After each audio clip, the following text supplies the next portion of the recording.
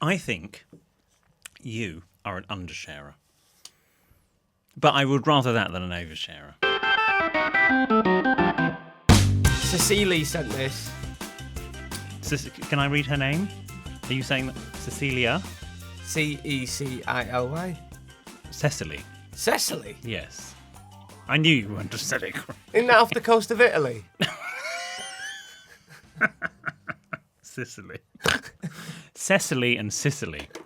Sicily went to Cecily. That's a tongue twister. Oh, right. This is from Sicily. Let's hope she didn't get syphilis in Sicily. No, in Sicily. Let's hope Sicily didn't give syphilis to anyone whole in of Sicily. Sicily, yeah. Okay. Oh, we could do that. Guess what came in the mail today?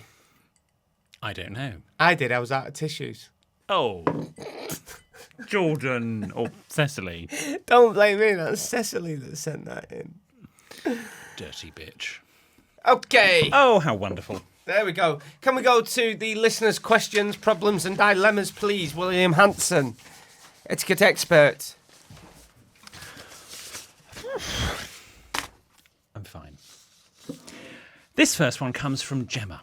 Dear William, Jordan and PB, I have an old friend who I meet up with every couple of months for a catch-up. As we don't live close to each other anymore, we normally drive and meet each other in a restaurant or pub halfway. Whilst I enjoy our catch-ups, there is one problem. You see, my friend likes to share a little bit too much with me and treats our get-togethers as sex therapy sessions. What's that clicking? Is it Ben? Oh. Go on, sorry. Now, I'm no prude, but I'm not entirely sure the whole restaurant wants to hear about the time she found her boyfriend's secret stash of sex toys, including a replica silicone vagina, or about the various public places they've done the deed. She has such a loud voice and doesn't stop for breath when the waiter or waitress comes over. I've seen the looks we get from people on the tables next to us, but it doesn't seem to bother her, and I spend the whole time cringing with embarrassment. How do I politely tell her it's not good etiquette to have these conversations in public without offending her? I love the podcast and look forward to hearing your great advice. As always, best wishes, Gemma. Oversharers fascinate me. We all know an oversharer or two. I think you are an undersharer. But I would rather that than an oversharer.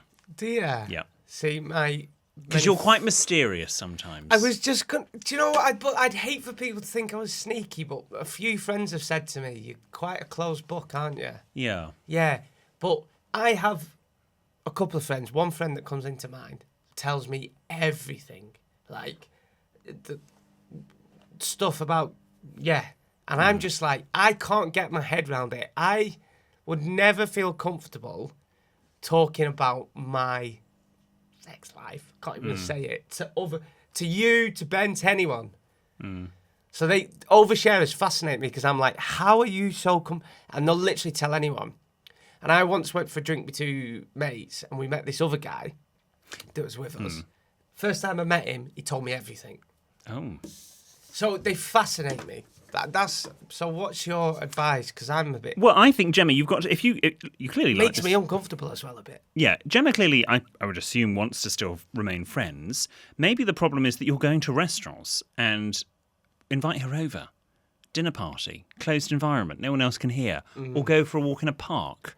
Or a loud restaurant. Pick your locations a bit better is probably what I would say. If you want a more neutral or an easier... sort of answer rather than telling your friend. Let's talk about this privately? I agree, but I'd do it in my own way. I'd be like, bit TMI that. Or I'd drop a few TMIs, too much information. I'd go, TMI, mate, TMI. Or I'd say, we're in a bloody restaurant, tell me after. Yes, or you could make a joke of it and go, oh, not whilst I'm eating. Yeah. Type of thing. Maybe do that as a start. But I do think, Gemma, you probably need to relocate your meetings with this particular friend. Yeah. Have them over for a one-on-one dinner party. Fascinate me, oversharers. But then I suppose they are really entertaining, and they do like command a table, which is always good on a night out. And let's face it, many of our G and Divas are oversharers, and that's been brought as an entertaining podcast. Yes, exactly. So we want oversharing in certain regards, Yeah. but in our safe space that is our podcast. But when you're sitting in a restaurant, when there are public people around. Do you, when waiters come over and you're having if you and I were in a restaurant and we're chatting about something sordid or interesting or gossipy, Sordid. you know, yeah, I know. What are you, a News of the World headline? And a waiter came over, do you sort of not stop talking, but do you sort of protract your sentence a little bit until the waiter's gone? Bit like that. So we, she there's piss everywhere. I'm gonna skip the starter, but my friend's gonna have one, and the two main like that. Yeah.